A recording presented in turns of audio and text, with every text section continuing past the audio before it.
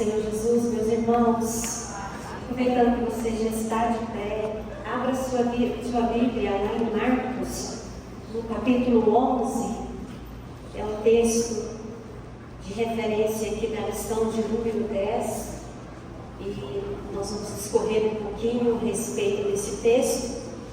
O título da lição é A Manifestação Pública do Servo em Jerusalém.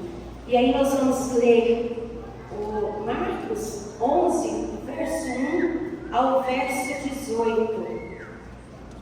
Amém, meus irmãos? Amém. Marcos 11, 1 diz assim a palavra do Senhor: E logo que se aproximaram de Jerusalém, de Betfagé e de Betânia, junto ao Monte das Oliveiras, enviou 2 dos seus discípulos e disse-lhes: Ide às aldeias que está defronte de vós, e logo que ali entrardes, encontrareis preso o que, irmãos?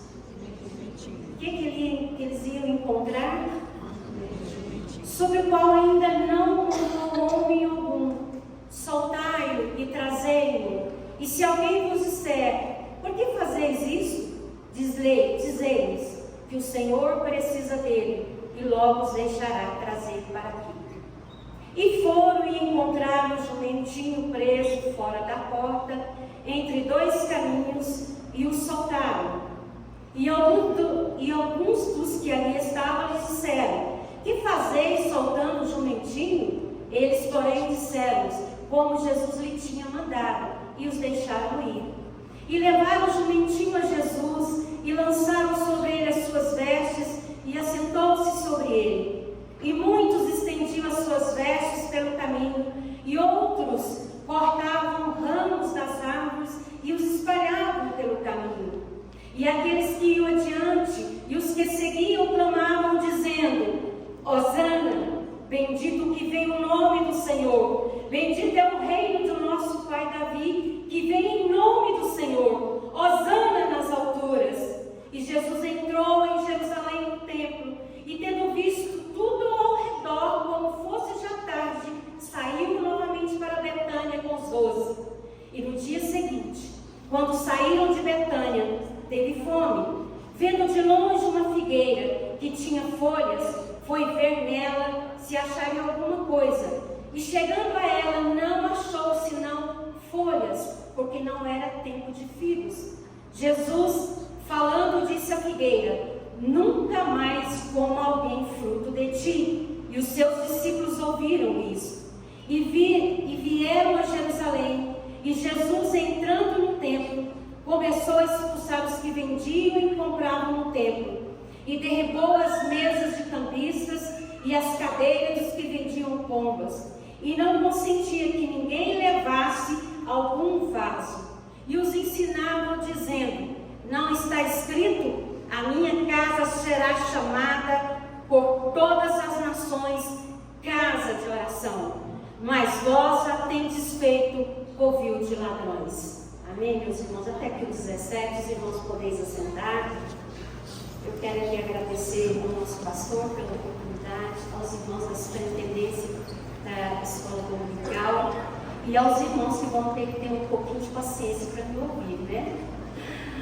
Mas, irmãos, é uma lição extraordinária. Eu só, se possível, alguns dos irmãos podem arrumar aqui no suporte, que eu vou precisar de manusear aqui. É uma lição extraordinária, vai falar sobre a manifestação pública do servo em Jerusalém. Eu quero usar. Isso. Por favor. Por isso que eu fiz a leitura desse texto com os irmãos. A lição está embasada nesse texto de referência. Nós estamos estudando ao longo do trimestre sobre o servo que é Jesus.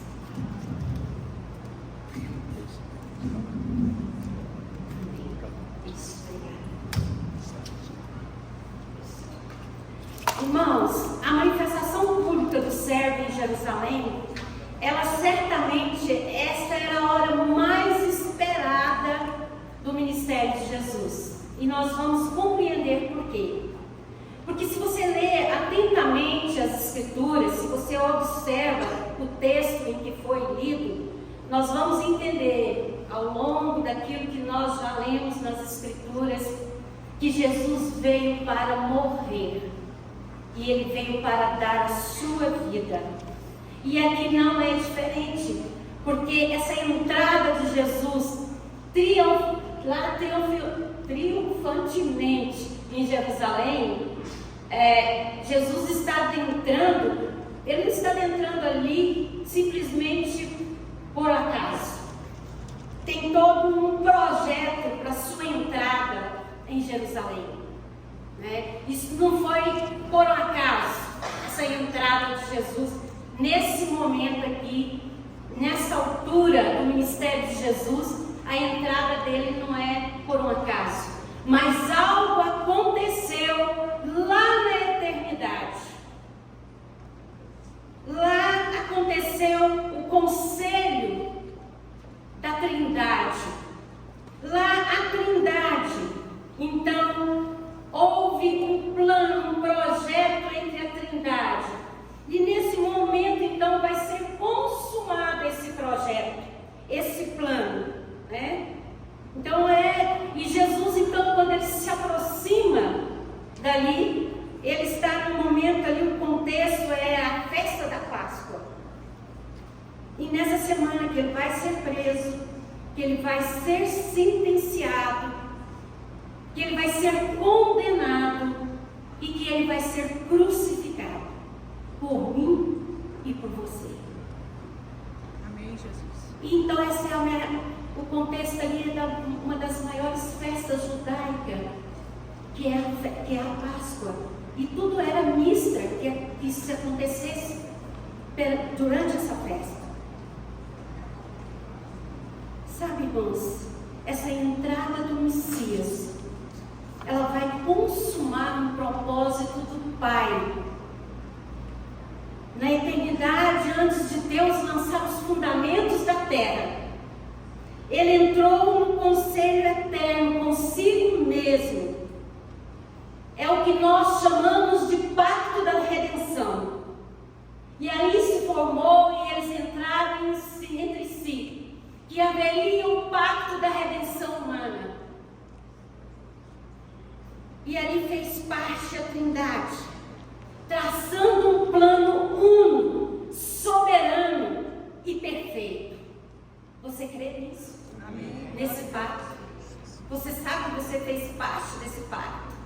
Foi visando a sua alma, a sua salvação, que eles se reuniram na eternidade. E nesse plano eterno, a segunda pessoa da Trindade, que é Cristo, se dispõe a cumprir o propósito do Pai e fazer-se carne, e encarnar-se, e esvaziar-se, e entrar no mundo como nosso fiador. Presta atenção, irmãos, que coisa gloriosa. Jesus vai adentrar neste mundo como nosso fiador, como nosso representante, como nosso mediador, como nosso redentor. Dá para dar glória a Deus? Glória a Deus. E agora então está chegando esse momento para cumprir esse efetivo do plano eterno. Sabe, irmãos, essa entrada de Jesus em Jerusalém, nesse momento, não há improviso. Não há improviso. Não há uma improvisação. Não tem nada de surpresa. Ele veio para essa hora. Acho que não está querendo ficar aqui, né, irmãos? E em segundo lugar, a entrada ou a manifestação pública de Jesus na cidade de Jerusalém, ela é despretensiosa, ou seja, ela não tem pretensões, ela é zelosa, é humilde, é uma entrada humilde. Nós vamos perceber nessa entrada de Jesus. Ele não entra em Jerusalém, sabe, irmãos, cavalgando um cavalo branco, um corcel. Ele não entra, não faz essa entrada como um guerreiro conquistador numa carruagem de ouro. com armas, com espadas, acompanhado de um exército séquito. Jesus não veio como um conquistador político.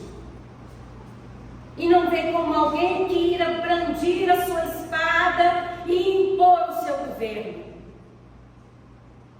Não foi dessa forma que Jesus adentrou em Jerusalém. Aí você poderia perguntar, então, como é que Jesus entrou em Jerusalém? Nós vamos ver. Ele entra em Jerusalém, irmãos, na maior simplicidade, na maior humildade. Lá vem Jesus, aleluia. Lá vem Jesus, montado num jumentinho, humildemente. Ele vem montado nesse jumentinho, na maior humildade, anunciando ao mundo, anunciando a Jerusalém a sua missão. Que a sua missão não é de guerra, mas a sua missão é de paz. Amém, Jesus. Glória a Deus. Ele não vem impondo o seu reino à força, mas ele vem para conquistar e anunciar o seu reino pelo amor.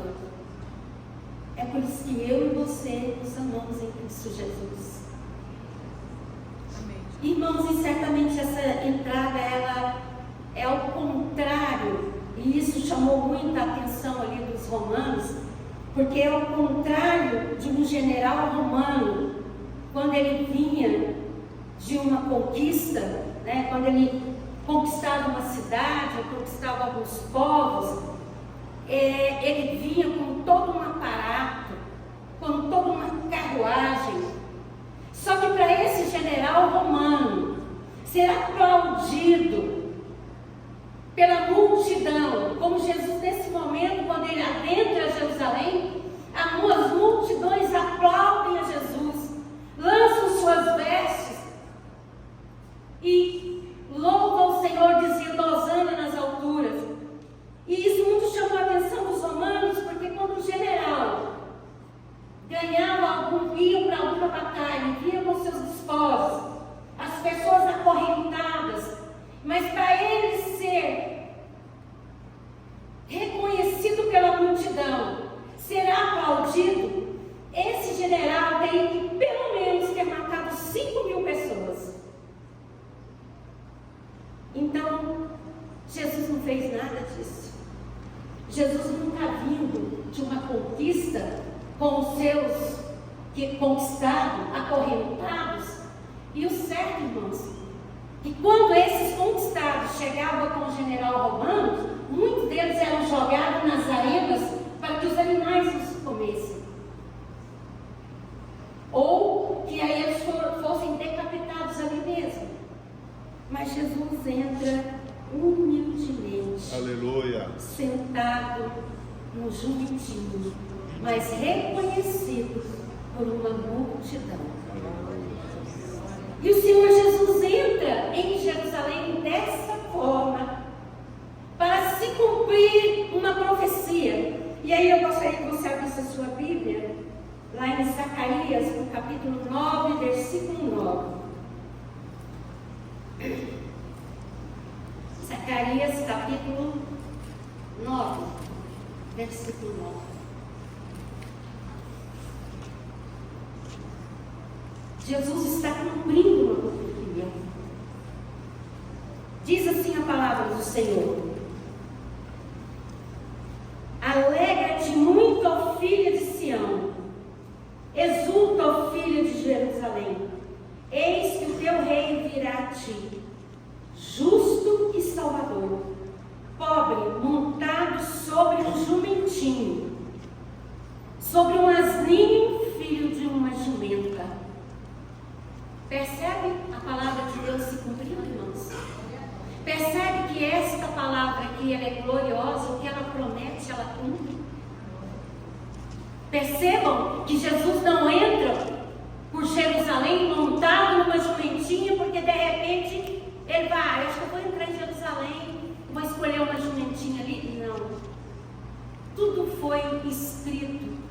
foi deixado que aquele momento iria acontecer. Mas veja bem, irmãos, Jesus, ele é rei, ele é justo, ele é o Salvador, e ele, sendo humilde, ele possui um atributo, um dos atributos de excelência, que é a onisciência. Então Jesus, na sua onisciência, no seu entendimento, ele vai dar ordem aos seus 2 discípulos para ir buscar um jumentinho. E ele sabia que tinha um jumentinho. E aonde estava esse jumentinho? Em que circunstância estava o jumentinho? E o que eles deveriam falar ali para os proprietários do jumentinho se eles fossem interpelados? E lógico que eles foram, porque quando eles vão e encontram com o jumentinho amarrado fora da porta, eles desamarram o jumentinho e alguém pergunta: mas o que vocês estão fazendo? Mas até a resposta para eles, Jesus já havia orientado seus discípulos. Responda para eles: Jesus precisa dele. Jesus, o Senhor, vai precisar dele. Você nota então que Jesus, ele tem autoridade, né, para todas as coisas. O proprietário poderia pensar assim: não, deixa aí, não pega não. Mas a resposta de Jesus, ela já vem recheada de autoridade da sua palavra. Amém, Jesus.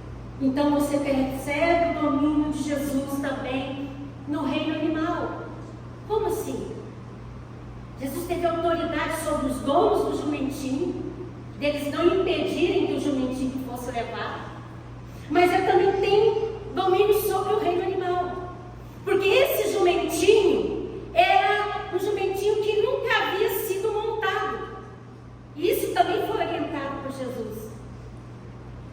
E se esse jumentinho nunca fora montado, ele era um animal indócil,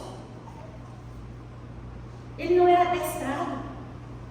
E eu não entendo muito esse jumentinho não, mas eu sei que ele é tinhoso, né? Nunca havia sido montado. Imagina a primeira pessoa que montasse nele, ele não ia aceitar. Mas o jumentinho foi levado, e Jesus montou sobre esse jumentinho. Aleluia. E você não vê esse jumentinho quando Jesus entra em Jerusalém dando algum pinote, por nunca ter sido montado. Aí nós vamos percebendo a autoridade de Jesus. Veja que Jesus tem um plano, e ele vai caminhando sobre esse plano. Ele sabia que lá na frente tinha cruz, e ele era o servo, ele é aquele que se dispôs a ir para a cruz. Então Jesus vai orientando os seus discípulos: vai lá, busca o jumentinho, traga ele, eu vou adentrar. É assim que Jesus vai na nossa vida, irmãos. Ele vai te dando espaço, ele vai te orientando, ele vai te falando. É no estudo aqui de terça-feira com a palavra, é na escola bíblica dominical, é na rede de intercessão, é no círculo de oração. Jesus está falando para nós: vai por aqui. Aleluia. Pega por aqui. Está vendo a importância da nossa comunhão, irmãos? De sempre estarmos juntos para ouvirmos a palavra do nosso Mestre, do nosso Salvador. Então não podemos notar, irmãos, que havia 2 multidões também. Jerusalém estava repleta, abarrotada de gente, devido à festa. Então João vai dizer em seu evangelho que o povo que estava em Jerusalém sai ao seu encontro, e a multidão que vem subindo com ele era uma numerosa multidão, e que vai gritando: Hosana, Hosana nas alturas. Aleluia. Bendito o Rei, o Filho de Davi, Hosana nas maiores alturas.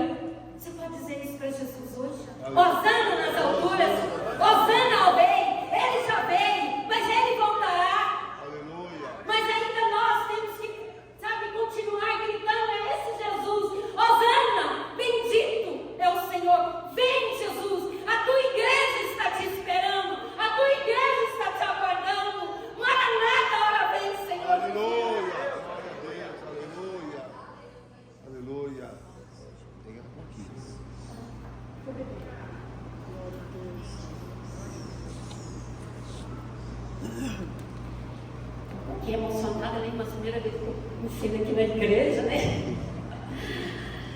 Irmãos, e uma coisa, mediante essas multidões, essa multidão que aclamaram Jesus, eles reconheceram, quando eles dizem Hosana, eles estão dizendo: vem Salvador, bendito é o Salvador.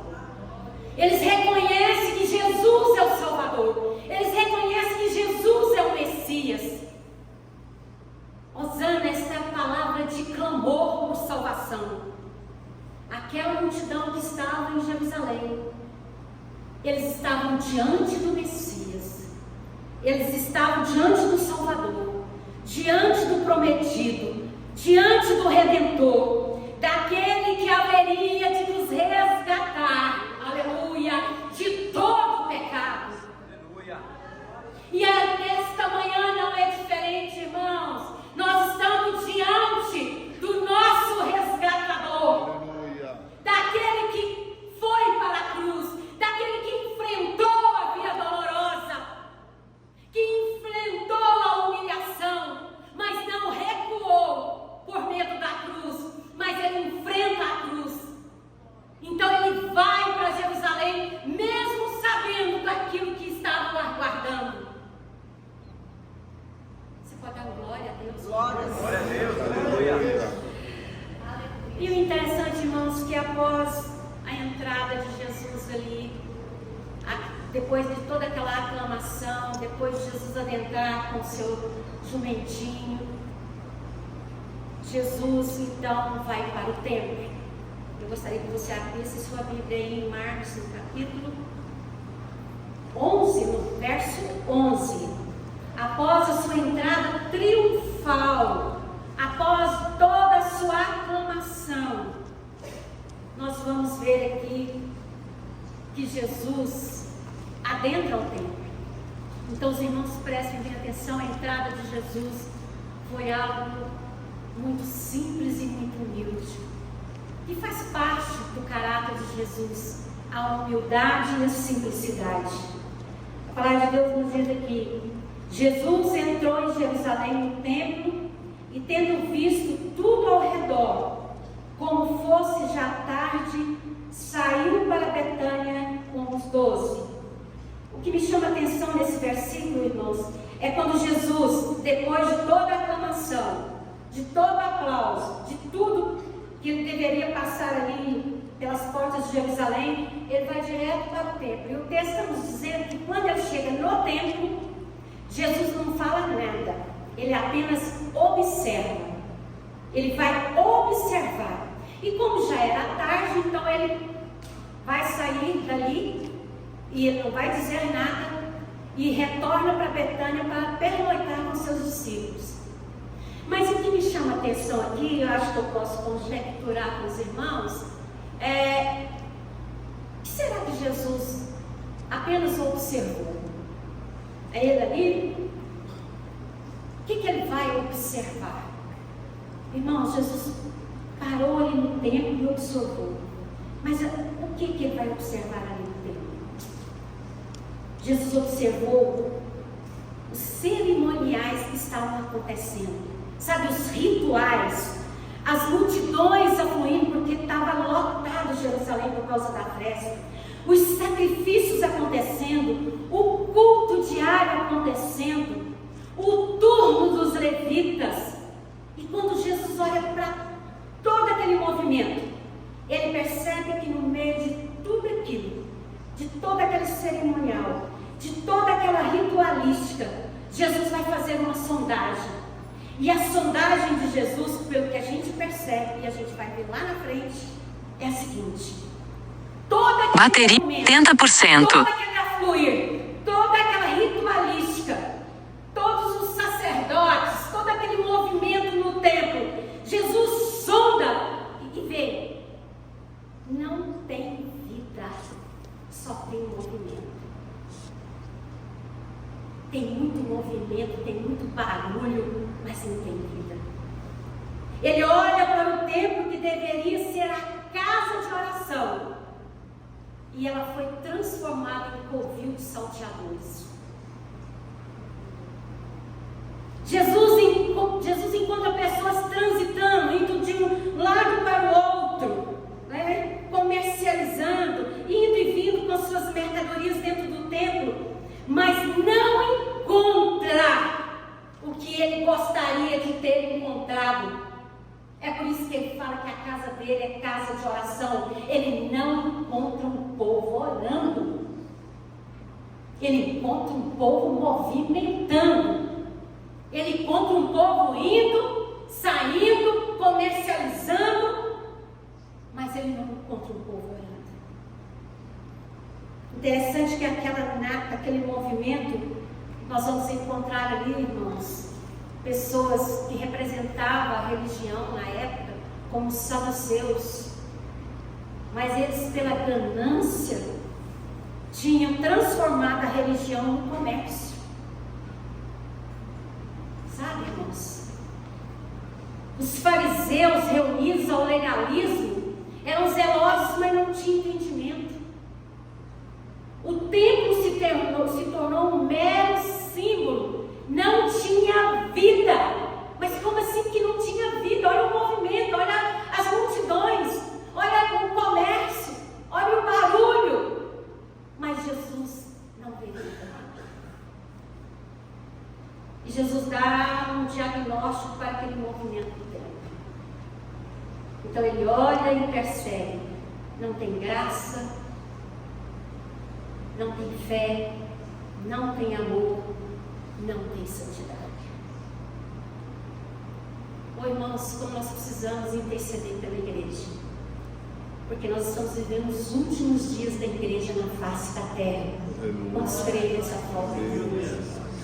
Eu creio, irmãos, pelo pouco entendimento que eu tenho da palavra, desde quando eu me converti, porque eu me converti no auge de que Jesus estava voltando. Nós ouvimos essa mensagem dia após dia: Jesus está voltando. Então, pelo pouco entendimento, pelo pouco tempo de fé, quase 40 anos, eu entendo que o meu Jesus, o Jesus que um dia eu ergui a mão para servi-lo, e que ele prometeu que voltaria para me buscar, eu entendo e compreendo, ele está às portas. Irmãos, ele está às portas. Aleluia! Então, sonda o seu coração, a sua alma, como a Bíblia nos orienta: examine-se, pois, o homem a si mesmo. Hoje é dia de você se examinar. Não sou eu que vou te examinar, e nem você me examinar, mas através desta palavra que está sendo ministrada, examine o seu coração, se de fato, se o seu Senhor, aquele Jesus que vem montado no jumentinho, ele está voltando para te buscar, para te levar, para levar a igreja gloriosa. Hoje é manhã, irmãos, que nós temos que examinar o nosso coração e a nossa alma. Então, depois disso, que ele faz essa sondagem, ele retorna para Betânia e ele vai pernoitar ali com seus discípulos, né? E no outro dia ele vai retornar para Jerusalém novamente. E quando Jesus retorna, ele está a caminho de voltar para Jerusalém, ele está em Betânia. De longe, o texto que nós lemos, Marcos capítulo 11, por isso que eu li todo o texto para os irmãos. De longe, Jesus vai avistar o que, irmãos? O que Jesus vai avistar? Nós lemos, lembra? Nós fizemos a leitura? Uma figueira, muito bem. De longe, ele avista uma figueira. E ele, de longe, ele percebe que a figueira está cheia de quê? Folhas. E Jesus, o texto nos diz, como ele estava com fome, então ele se aproxima dessa figueira. Porque ele estava com fome, ele vou pegar um fruto ali e vou comer. E Jesus, quando chega próximo dessa figueira, ele vai perceber e ele vai começar a abrir as folhagens mas Jesus não encontra nenhum fruto. Interessante, né, irmãos? A figueira estava cheia de folhagem, porém ela não tinha frutos. Jesus abre os galhos, né? Mas não encontra figos. E porque os frutos da figueira, irmãos, eles vêm antes das folhas. E se tem folha, tinha que ter então fruto, tinha que ter um figo. Então Jesus percebe que aquela figueira, ela faz uma propaganda enganosa. Ela promete o que não tem. Ela está apenas vivendo de aparência. Então Marcos nos diz então que Jesus sentencia aquela figueira. Se você abrir lá em Marcos 11, versículo 14, você pode abrir. Marcos 11, 14.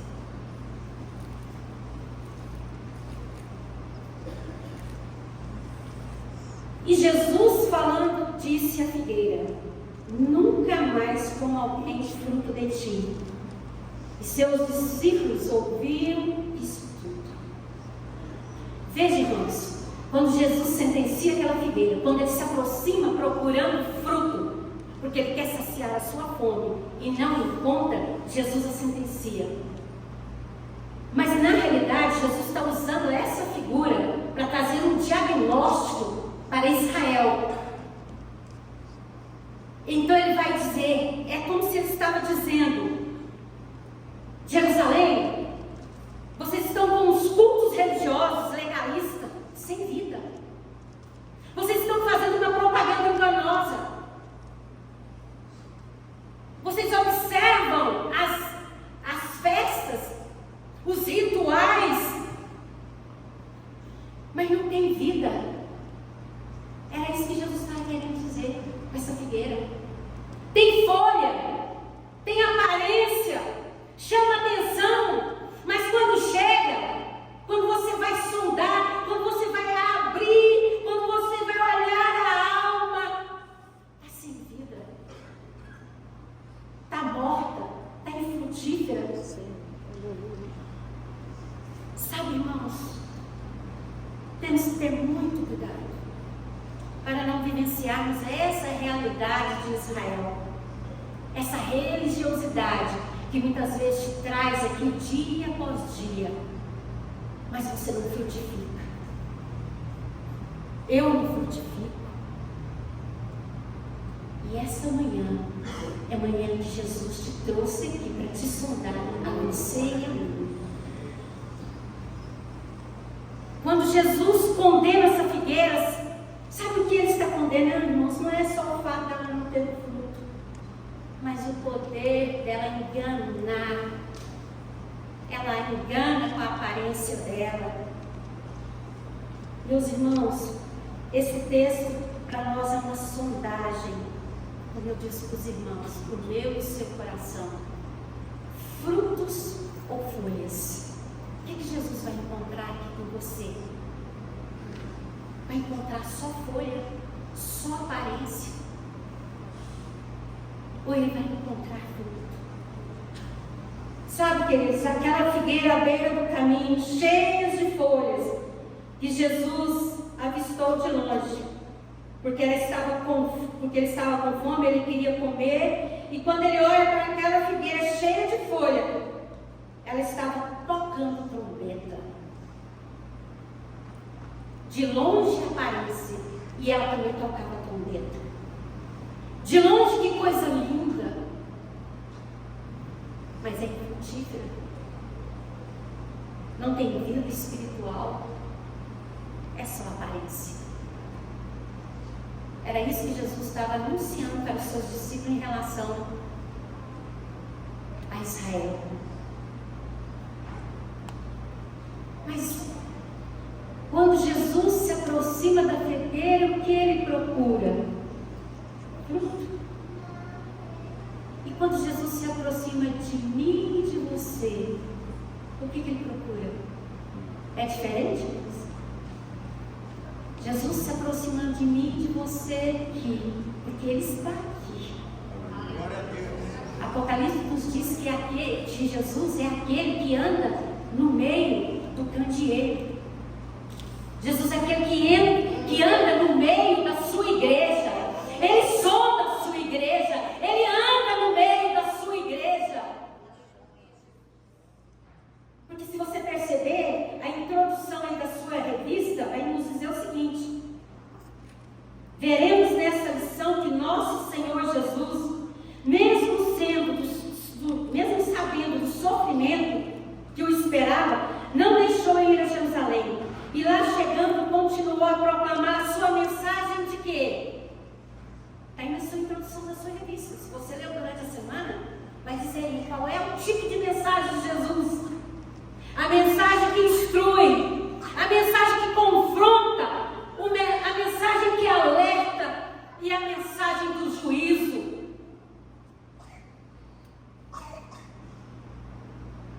Hoje o Senhor está nos alertando, nos confrontando e nos relembrando que nós, que já temos a Jesus, nós já não temos mais nenhuma condenação sobre nós. Que o juízo vindouro do Pai dele não está mais sobre nós. Então, quando Jesus se aproxima de você e de mim, Ele não quer folhas, Ele quer frutos. Ele não quer propaganda enganosa. Canta muito bem, toca muito bem, ensina muito bem. Que coisa linda! Mas Ele quer ver realidade. Glória a Deus. Esse louvor, essa música, esse toque do instrumento está indo primeiramente para quem? Para o meu ego ou para aquele que é e está acima de todas as coisas? Não fosse vós que escolhestes, mas fui eu que vos escolhi e vos designei, para que vades e deis fruto, e o vosso fruto permaneça. Aleluia. É isso que Jesus vem fazer nessa manhã aqui. Ele quer que nós demos muitos frutos. É fruto, mas é muitos, irmãos. Muitos frutos. Não é só frutos, não. É muitos. Porque quando eu dou muitos frutos, eu glorifico o Pai. Eu adoro o Pai. Eu exalto o Pai. Eu glorifico. Eu exalto. Aleluia! É para o reino dele. É para a excelência dele. É para a soberania dele. É para a autoridade dele. Aleluia! Então por isso que eu tenho que tocar, cantar, pregar, ministrar, mas tem que ser para ele. Aleluia! Porque que quando ele é exaltado, quando ele é glorificado, a igreja rompe, a igreja cresce. Aleluia, Jesus.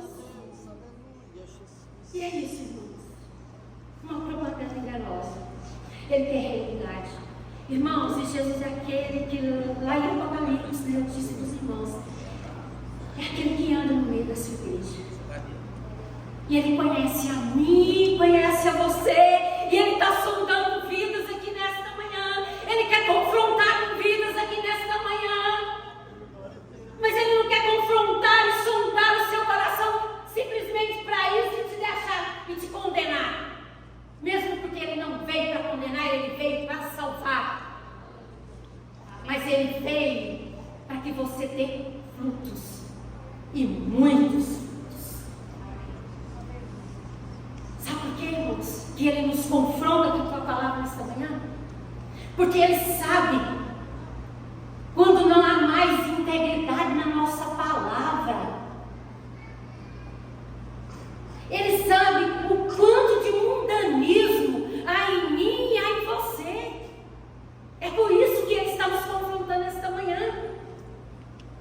Ele sabe de quantos pecados escondidos e ocultos nós estamos carregando, que ninguém vê, mas Ele está dizendo, eu vejo.